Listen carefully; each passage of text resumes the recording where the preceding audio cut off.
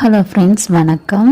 Friday video ரொம்ப லேட்டாக தான் அப்லோட் பண்ணுறேன். ஃப்ரைடே மார்னிங் ஒரு 7:30க்குள்ளே பொங்கல்லாம் வச்சு எடுத்துகிட்டு போய் மாரியம்மன் கோயிலில் படைச்சிட்டு விட்டுட்டேன். வீட்டுக்கும் 8 o'clockலாம் வந்தாச்சு. வீட்டுக்கு வந்துட்டு இருந்த 1-2 வேலை எல்லாமே செஞ்சுட்டு பிரேக்ஃபாஸ்ட்டும் சாப்பிட்டுட்டு ஒரு 1 hour கிட்ட நல்லா ரெஸ்ட் எடுத்தாச்சு.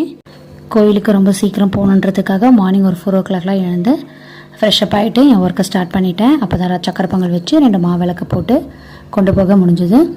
சைட் பை பார்த்தீங்கன்னா மார்னிங் பிரேக்ஃபாஸ்ட்டுக்கும் லஞ்சுக்கும் செஞ்சுட்டேன். பூஜை கொண்டு போன தேங்காய் எல்லாத்தையும் கட் பண்ணி அது எல்லாத்தையும் பாக்ஸில் போட்டு ஃப்ரிட்ஜில் ஸ்டோர் பண்ணிட்டேன். இன்னும் ஸ்கூல் பார்த்தீங்கன்னா 2 days தான் லீவ் இருக்குது. ரிமைனிங் இருக்க ஒர்க்கெல்லாம் பார்க்கணும். பேலன்ஸ் இருக்க ஒர்க்கெல்லாம் முடிச்சாதான் டென்ஷன் ஃப்ரீயாக ஒர்க்குக்கு போக முடியும். ஆல்ரெடி பாலாடை ஒரு 1.5 month எடுத்து வச்சுருந்தேன். அதில் இன்றைக்கி நெய் ப்ரிப்பேர் பண்ண வேணும். அதனால் மார்னிங்கே பார்த்தீங்கன்னா ஐஸ் வாட்டருக்கு ரெடி பண்ணி வச்சுட்டேன்.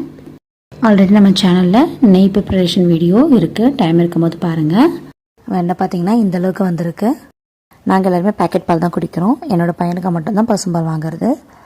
பசும்பால் கொஞ்சமாக வாங்குறதால அதில் இருக்கிற பாலடையும் அளவும் கொஞ்சமாக தான் இருக்கும். ஸோ நான் எப்பப்போ வேணுமோ அப்பப்போ அதுக்கேற்ற மாதிரி காய்ச்சிப்பேன். டெய்லியுமே கொஞ்சம் கொஞ்சமாக பாலாடையை எடுத்து ஒரு பவுல் ஃபுல்லாக ஃபில்லான பிறகு நெய் காய்ச்ச ஆரம்பிச்சிடுவேன். கமகமன்னு சூப்பராக நெய் ரெடி ஆகிடுச்சு.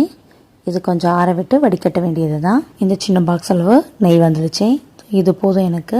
மேக்ஸிமம் இந்த 1 month வந்துடும்.